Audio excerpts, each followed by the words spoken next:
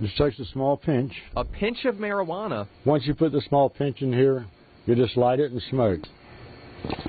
And 73-year-old Perry Parks says his PTSD, for the moment, is gone. The nightmares, the problems sleeping, most of the soldiers don't talk about it because it's too ugly to talk about. Parks is a decorated Vietnam War veteran. I've been awarded the Air Medal 31 times. A Bible-holding Christian. And God said, "Behold, I have given you every herb-bearing seed."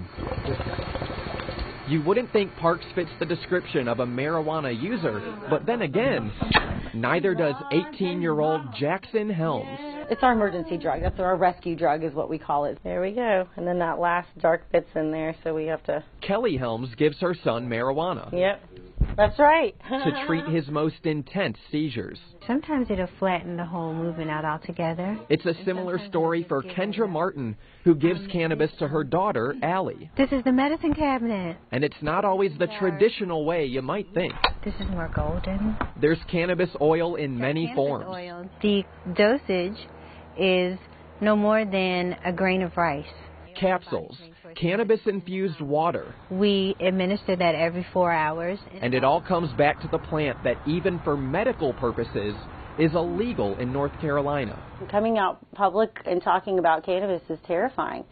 But it ain't nothing compared to what I've been through with Jackson. The fear of Allie losing her life is more detrimental to me than the fear of any repercussions that I would have from this.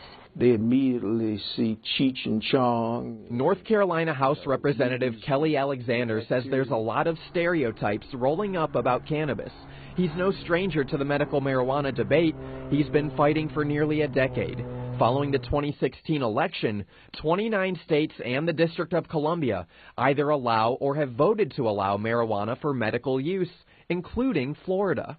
The demographics, the income, there are a lot of things about Florida that are very similar to North Carolina. The politics.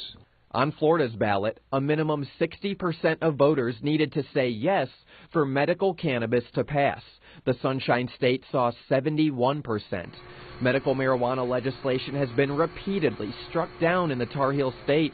Alexander wants lawmakers to let voters decide with a referendum in 2017. Notion that the people ought to decide is something that the conservatives and liberals ought to both be attracted to. So what are doctors saying about medical marijuana? One survey found 69% say it can help with certain treatments and conditions, and 56% support nationwide legalization. These are the medications Jackson's family says he's cut out since using cannabis, and they say he's better off for it. Is Jackson a pothead? Is Allie a pothead? They're using cannabis every day, and it is not to get high. In fact, that's what we're escaping. That's what we're trying to get away from, is the pharmaceuticals that have made my child a dead zombie. In 2014, North Carolina legalized CBD oil, one of many active ingredients in cannabis that helps treat seizures. Jackson uses CBD. CBD is his mainstay drug. It's his lifeline, so we give that to him on a more regular basis. He gets that daily. Yeah. But Helms says CBD doesn't work on Jackson's severe seizures. For that, he needs the entire plant. We call it honey. Allie's case is different. Her mother says CBD is not strong enough, and cannabis is the only thing keeping her off life support. Allie, at this point in stage of her life, is in a constant seizure REM. With cannabis, we still have Allie viable with us. We still have some type of protection happening to her system with the cannabis medicine that pharmaceuticals cannot provide at all. It's a miracle drug to me. There are no seizures for Parks. No, it's just war memories that he says trigger anxiety unlike any other. And he says there's one thing that makes it better. And so I decided that I would spend the rest of my life trying to tell people to wake up and listen.